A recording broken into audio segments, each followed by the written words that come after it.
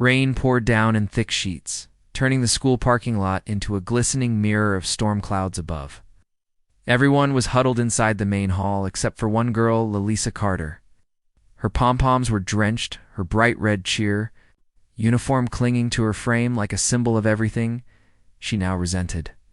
The laughter echoing behind her was loud, cruel, and unrelenting.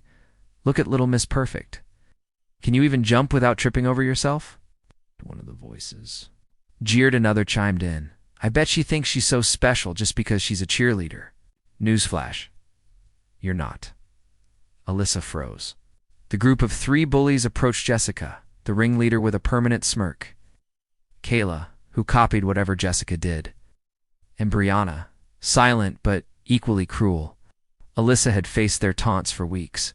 At first, she ignored them, but lately, their words were burrowing deeper, clawing at every ounce of her self-worth. They didn't know who her father was. They didn't know what he had taught her. Her father, Sergeant Marcus Carter, was a decorated combat veteran. He had raised Alyssa on the values of respect, strength, and self-control. "You'd never start a fight," he always told her, "but you end it if you have to." He had shown her how to stand firm, how to defend herself, and how to keep her mind clear even in the most chaotic situations. That afternoon, standing in the parking lot with laughter closing in around her, Alyssa's heart pounded, but not from fear. Jessica shoved her shoulder. "What?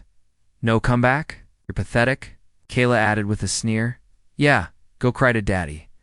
Those words pierced deeper than any insult before. Alyssa's dad had been deployed overseas for months, and she missed him every single day. She clenched her fists, but kept her voice steady. "Leave me alone." Jessica burst out laughing, shoving her harder. Alyssa stumbled but didn't fall. "Or what?" Jessica mocked. Alyssa had a choice: walk away and let them win again, or stand her ground like her father had taught her. She straightened her posture and looked Jessica directly in the eye. "Or you'll regret it," she said calmly. Jessica's smirk faltered for a split second, but then she stepped closer, ready to shove her again. This time, Alyssa was ready. When Jessica lunged, Alyssa sidestepped and used a defensive wristlock her father had drilled into her countless times. Jessica gasped as her own momentum worked against her, and Alyssa guided her down to the ground with surprising ease. The other 2 girls froze. Alyssa didn't stop there when Kayla reached out. Alyssa used the same technique, spinning and pushing her back with a firm but controlled movement. Kayla stumbled into Brianna, and the 2 of them crashed to the wet pavement. It was over in seconds. Alyssa stood firm, her breathing steady. She hadn't struck them. She hadn't hurt them. But she had shown them she wasn't weak. Jessica scrambled up, her face red. "Why, you're crazy," she stammered, clutching her wrist. "Come on, let's go."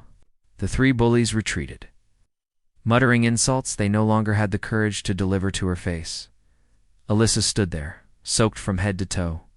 But for the first time in weeks, she felt stronger than ever. She didn't celebrate. She just gathered her things and walked home in the rain, her father's words echoing in her mind. That night, she called her dad on video chat. When his tired but proud face appeared on the screen, she couldn't hold back her tears. "Hey, superstar," he said softly. "What's wrong?" She told him everything about the bullying, the fear, and what had happened in the parking lot.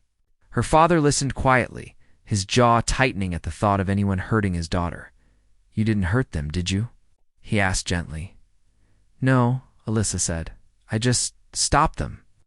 Marcus smiled, pride shining in his eyes. "That's my girl. You don't let anyone walk over you. You stood tall, and you stayed in control. That's strength."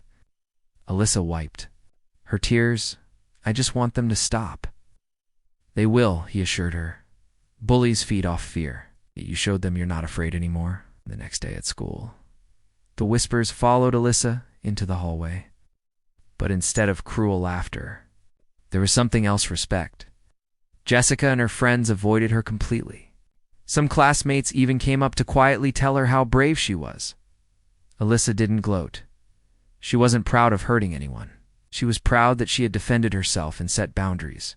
She threw herself into cheer practice, not for popularity or appearances, but because she loved it. And slowly she became someone others looked up to, not because she could drop bullies, but because she carried herself with dignity and strength. Weeks later, Jessica approached her after practice, shuffling awkwardly. "Hey," she mumbled, "about what happened. I'm sorry. We were wrong." Alyssa met her gaze and nodded. "Thanks, just don't do it to anyone else." Jessica nodded and walked away, and Alyssa felt a weight lift from her shoulders. She had changed more than just her own life. She had shown others that strength wasn't about intimidation. It was about standing firm without losing yourself. As she packed up her bag, she thought of her dad's words, "You never start a fight, but you end it if you have to."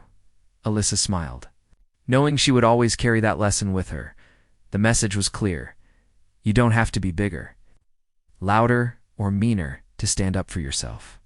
True strength is quiet, steady, and unstoppable. And once you find it, no bully in the world can take it away. Do you want me to expand it further with dialogue, descriptions, and deeper emotional beats so it fits perfectly for a full 15-minute YouTube video narration? Or should I also add a strong cinematic ending scene that ties back to her father's combat lessons?